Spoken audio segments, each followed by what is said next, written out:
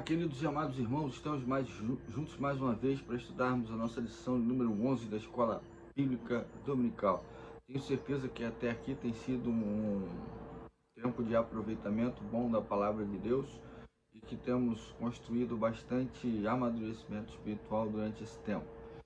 A nossa lição de hoje é a lição número 11, que tem como base o texto de 2 Timóteo 3, de 1 a 17, segunda carta de Paulo aos Timóteos, capítulo 3, versículos de 1 a 17, é a base do nosso texto, da nossa reflexão, nosso estudo nessa manhã. O título da lição é Firmeza na Verdade em Tempos de Apostasia. A apostasia, como diz Jesus, ela chegaria a um período em que as pessoas elas se acostumariam com o Evangelho e não iriam mais se importar em compartilhar e defender com firmeza de caráter a fé em Jesus Cristo. Seria um tempo em que as pessoas elas ouviriam falar do Evangelho, mas isso não faria diferença nas suas vidas. E Paulo está falando exatamente disso a Timóteo, está falando que a caminhada do discípulo de Jesus, ela é marcada por contrastes, né? Entre luz e trevas, entre verdade e engano, entre piedade e aparência. O discípulo de Jesus, ele vive um tempo em que existe uma luta grande pessoal contra as trevas e ele tem que escolher se ele permanece firme diante da sua posição cristã ou se ele se deixa influenciar pelo meio ambiente, o seu entorno, fazendo com que a sua fé esfrie, a sua fé fraqueje e ele desenvolva uma aparência de santo, não uma piedade verdadeira.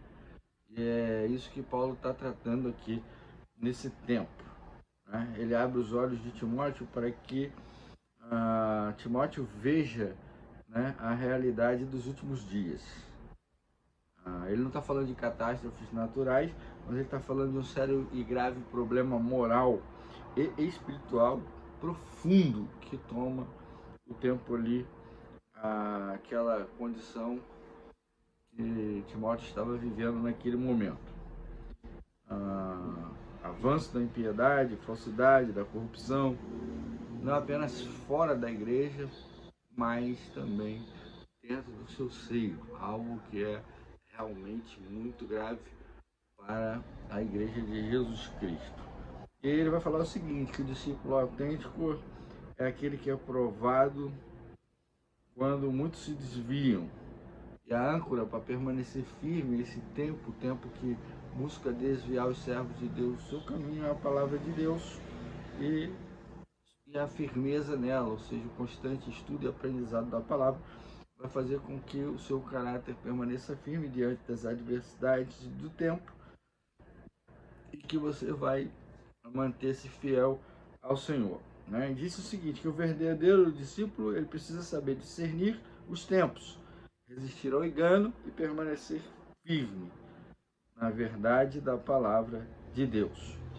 É um chamado de compromisso com a sã doutrina e com a vida que glorifica a Deus, mesmo quando muitos estão se afastando dela. Chegamos então ao primeiro tópico da nossa lição, que é os perigos dos últimos dias.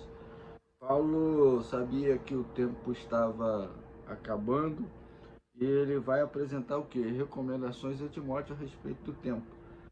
Desde o tempo de Paulo, desde o tempo de Timóteo, as coisas vêm piorando e a degradação moral e espiritual da humanidade ela vem se deteriorando cada vez mais e fazendo com que os homens fiquem longe de Deus e à mercê do pecado. E Paulo vai trabalhar também o que? As características das pessoas que são decadentes.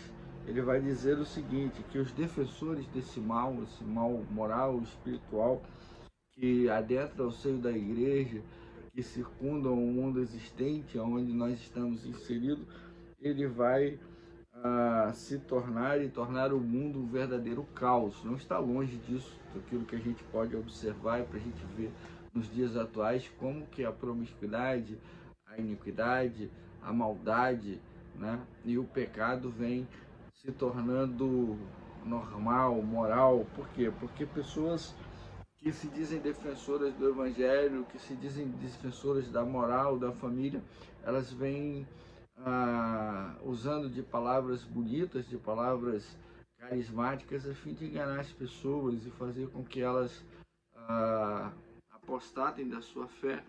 E por serem fracas, muitas pessoas vão ser iludidas por essas mentiras e por isso vão acabar se afastando da fé em Cristo Jesus. Vivemos um tempo, sim, de falsos mestres que ensinam o evangelho vazio, fútil, sem firmeza na fé, não baseado na palavra, e que demonstram autoridade, que demonstram utilizando-se de discursos carismáticos, bonitos, que iludem as pessoas como autoridade de santos, mas na verdade possuem corações corrompidos.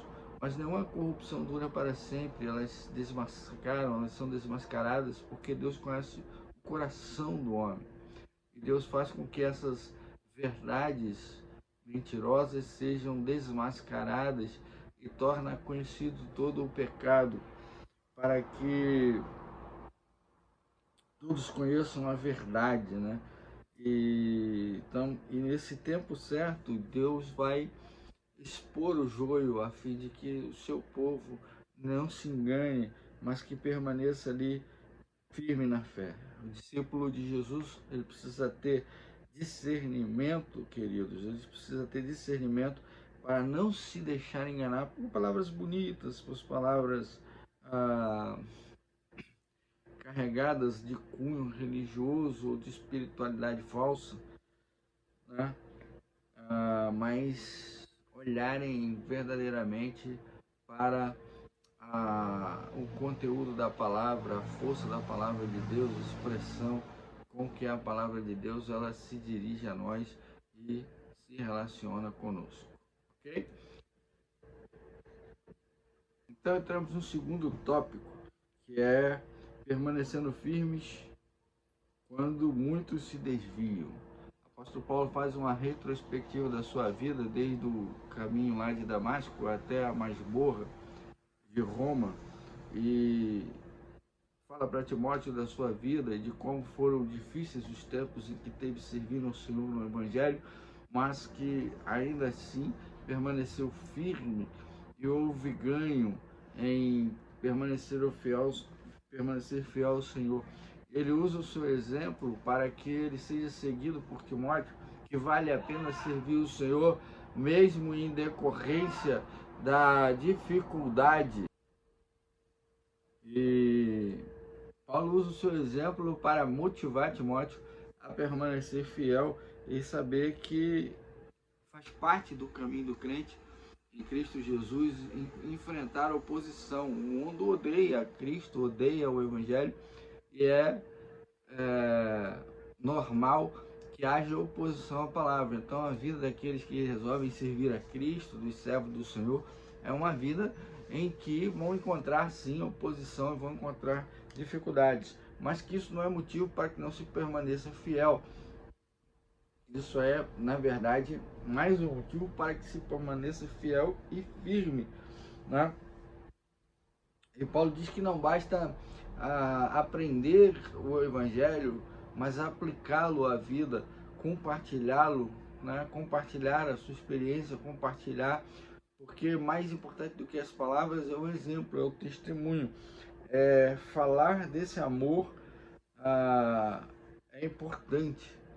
E Paulo enfatiza que em tempos difíceis, em tempos de luta, em tempos de oposição, em tempos de mentira, em tempos de engano, é importante o povo de Deus seguir a líderes certos, líderes fiéis, comprometidos com a palavra do Senhor, com o crescimento e o engrandecimento do reino de Deus. Ele viu isso, né? Aí Paulo, ele enfatiza, Timóteo, ele teve acesso à vida pessoal de Paulo, teve acesso à doutrina que Paulo pregava, teve acesso à perseverança com que Paulo se comprometia e multiplicava e compartilhava o evangelho, a fidelidade de Paulo em pregar o evangelho e ser fiel ao Senhor, né? Por que isso? Porque o verdadeiro discipulado, irmãos, não é apenas ensino teórico, mas uma vida partilhada com coerência entre ensino e exemplo, né? Ensino e vida é ensinar e viver aquilo que se ensina. Então, uma vida espiritual, o evangelho, o comprometimento com Cristo é isso. O chamado não é buscar novidades, mas permanecer naquilo que é sólido, naquilo que é firme. Vivemos um tempo de muitas opções. O cardápio religioso, o gospel é muito grande, mas os servos verdadeiros do Senhor vão procurar aonde se ensina a palavra, aonde se prega a palavra, aonde se compromete com a palavra e o seu verdadeiro ensino. Por quê? Porque o discípulo fiel honra aquilo que é verdadeiro, mesmo quando a novidade é mais agradável. Então, o discípulo fiel de Jesus não fica pulando de galho em galho procurando novidades, mas permanece firme ali onde é verdadeiramente pregado a palavra de Deus, seguindo a líderes certos, corretos, comprometidos com a palavra, comprometidos com o discipulado, comprometidos com a vontade do Senhor. Terceiro tópico, irmãos, vai falar da importância da palavra, né? A autoridade e a suficiência das Escrituras, versos 16 e 17. Vivemos um mundo realmente marcado por vozes conflitantes, como diz o texto do autor, marcado por relativização do Evangelho, né?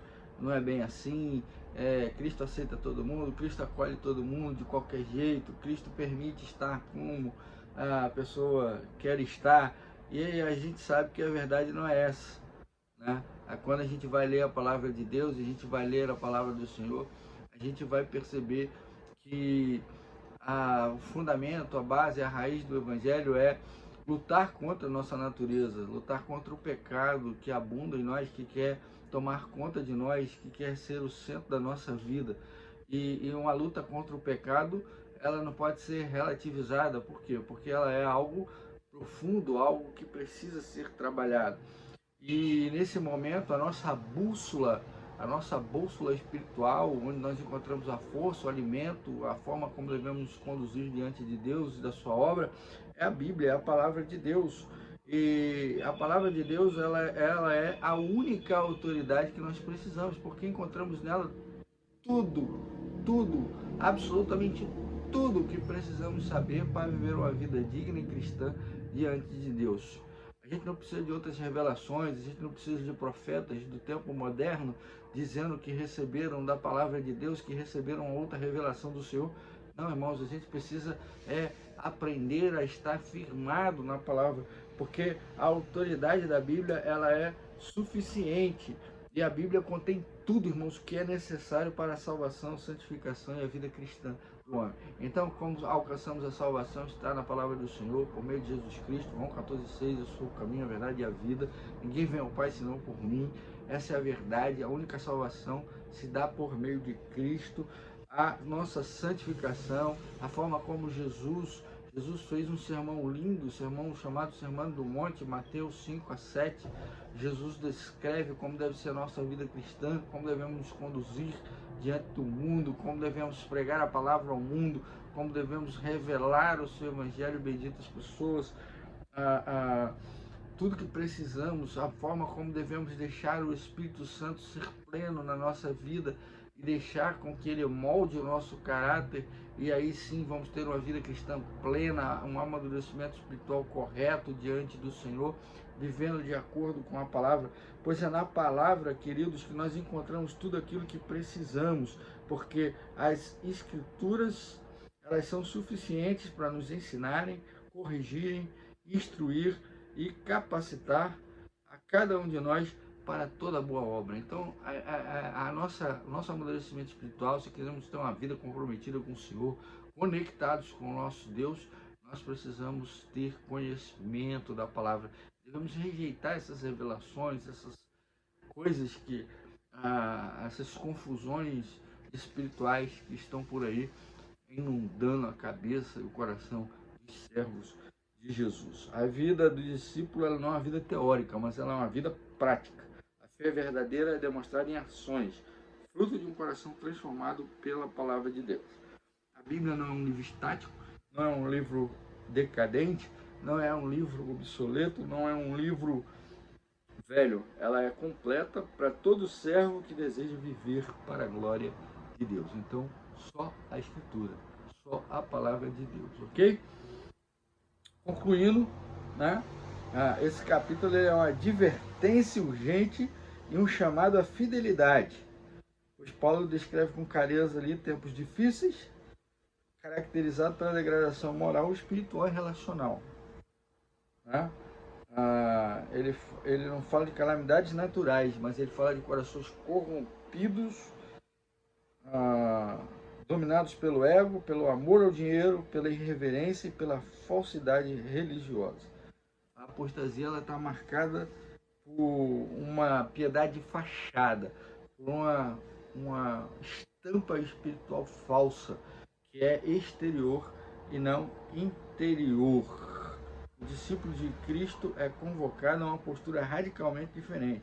Deve remar contra a maré da apostasia, seguindo os exemplos fiéis dos heróis da fé, aqueles homens de Deus que nos ensinam através da sua palavra o quanto vale servir ao Senhor, o nosso Deus. Em tempos de inconstância e confusão, a única âncora segura é a palavra de Deus, a Bíblia, a palavra do Senhor, que é inspirada, suficientemente formadora e transformadora.